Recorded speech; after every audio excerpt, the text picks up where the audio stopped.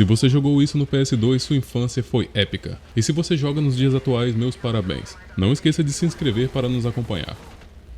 The Suffering.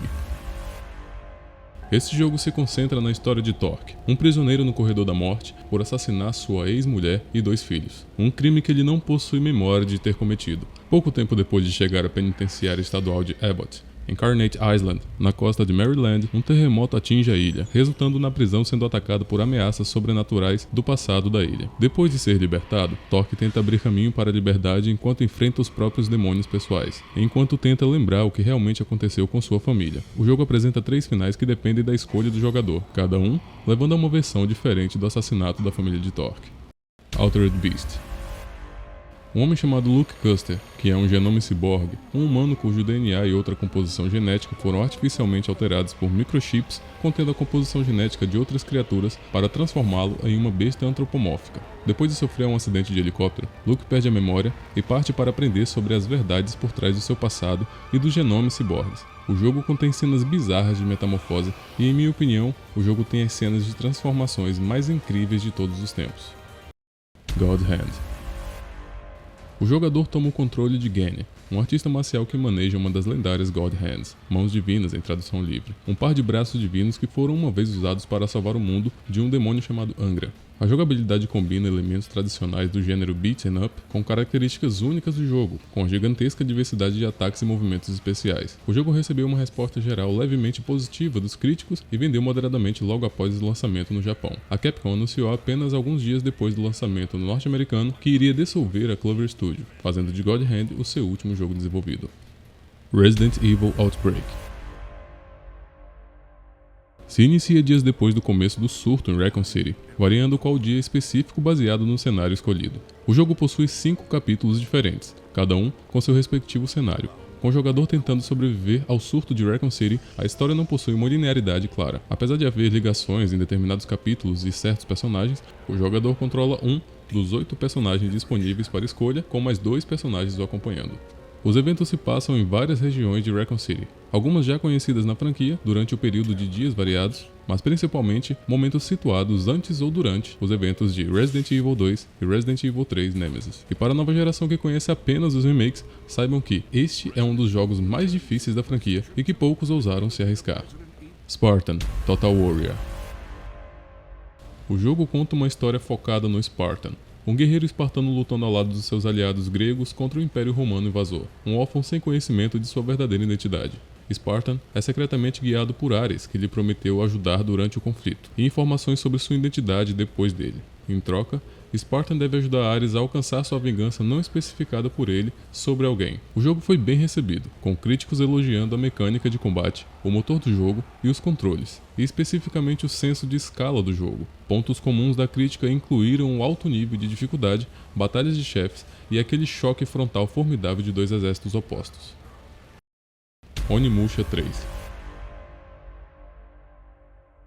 Especificamos o 3 pois esse jogo tem algumas peculiaridades. Onimusha 3 retém os elementos de jogos anteriores da franquia, incluindo o uso de múltiplas armas especiais para lutar contra inimigos e absorver energia para aprimorar o armamento. Desta vez, o jogador controla principalmente Samanosuke e Jax. Os dois podem trocar itens e resolver quebra-cabeças, mesmo estando em diferentes lugares no espaço-tempo. Para atrair o mercado ocidental, a equipe ambientou o jogo em Paris e escolheu o ator francês Jean Reno para interpretar Jax. Onimusha 3 foi bem aclamado e ainda se fala muito nele nos dias atuais. Uma das poucas críticas negativas citadas sobre esse jogo foi apenas a história muito curta, gerando poucas horas de gameplay. Fora isso, o jogo vale muito a pena seguindo a opinião geral.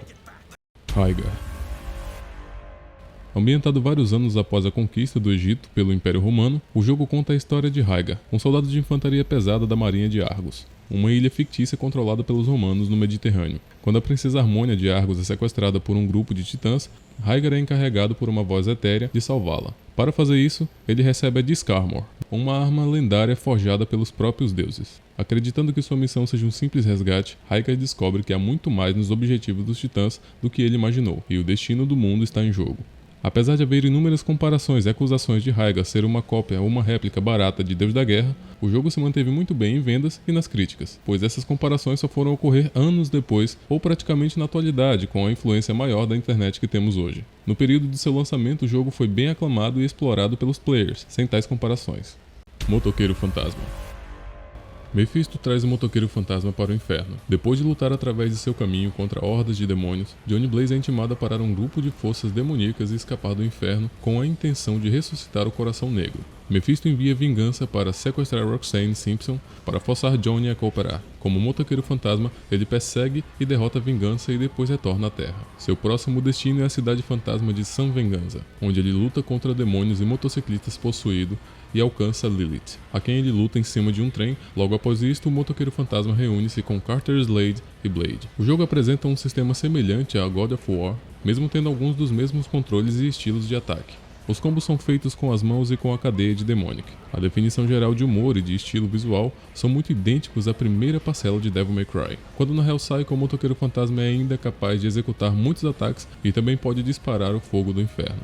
Um dado interessante para a época foi que o Motoqueiro Fantasma teve a maior desistência de jogadores no seu modo história, diminuindo em muito o número de players que chegavam ao fim do game. Dark Watch.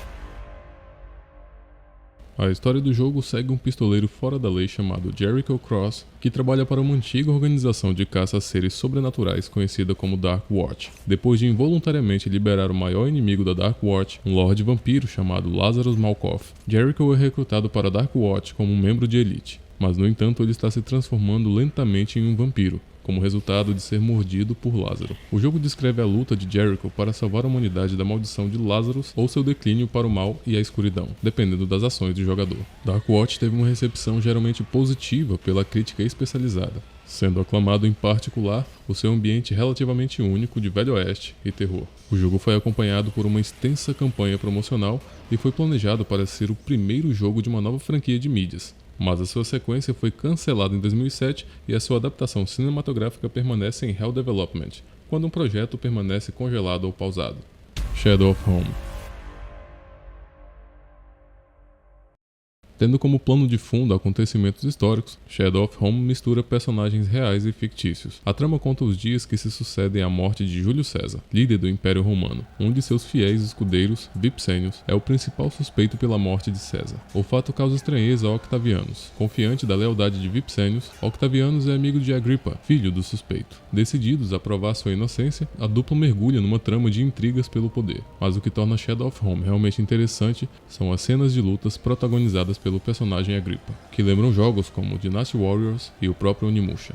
No começo do game, quando o poderoso lutador exerce a função de centurião, o jogador presencia batalhas entre o exército romano contra os bárbaros. A trama eventualmente o transforma em gladiador, já que o vencedor será o executor do assassino de César, levando os conspiradores a traçarem um plano de resgate. Black.